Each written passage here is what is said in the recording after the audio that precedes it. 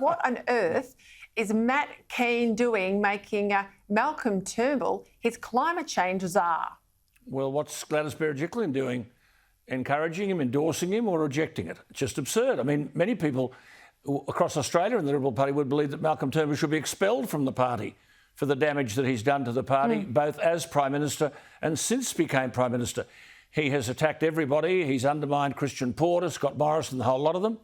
And, of course, he ought to declare an interest. Does any of Malcolm Turnbull's family have a financial interest, yes or no, in renewable energy? Perhaps that ought to be declared. I think this is beyond extraordinary.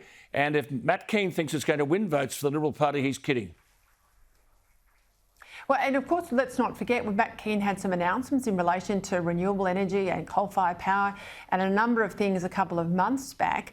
The federal counterpart, Angus Taylor, was blindsided. He hadn't seen the modelling. He hadn't seen much of the detail. And of course, giving Turnbull a platform like this throws him often in contest with, I suspect here, with Angus Taylor. We know what he thinks of Taylor. The time right now is that the government needs stability.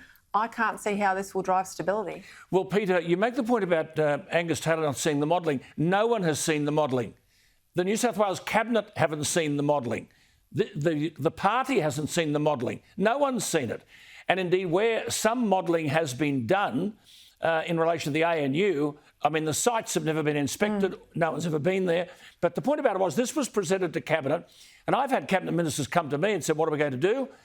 One sheet of paper, the presentation took about 5 minutes. This bloke thinks he knows everything. It's all come from the bureaucrats, and it's been accepted. I don't understand what the leadership of the government is doing, accepting this sort of stuff. Now, if it's to go before the Cabinet today, I would suspect this has been deliberately leaked.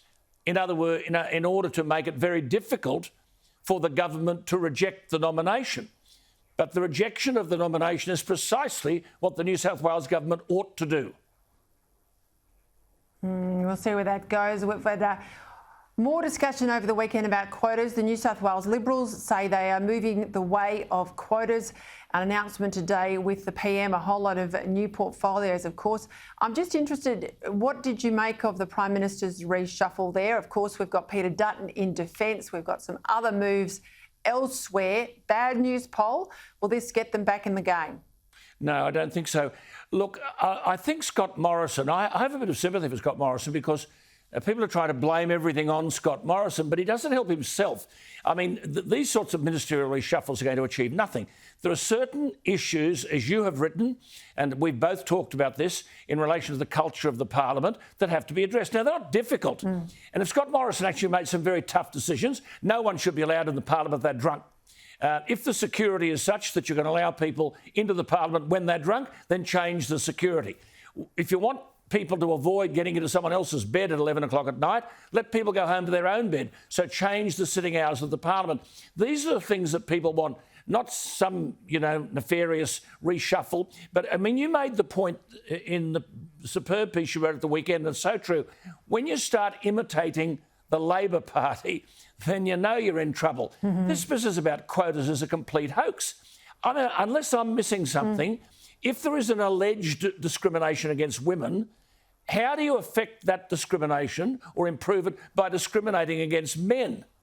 And there are a whole stack of talented young men, white males out there who are ambitious about going into Parliament, and today they've just packed their bags. They think, oh, well, the Liberal Party have climbed into bed with the Labor Party. We don't have any chance. So all in all, Sorry? It insults women to assume that we all vote as a bloc. Just because we're women, we'll vote for the female candidate, whether that candidate stands for the left or for the right, we just vote because they're of our gender. That's insulting in itself. So, look, I think this has got a long way to play out, but I think that viewers at home, Conservative women, are with us. And I make one point finally, Peter, because I know you've got to go, but if having quotas for women encourages women to vote for that particular party because they're much more with it, they're much more quote-unquote progressive, though I hate that word because in many instances progressive means regressive, then the Labor Party would have won every election since God knows when. They've had these quotas since 1994.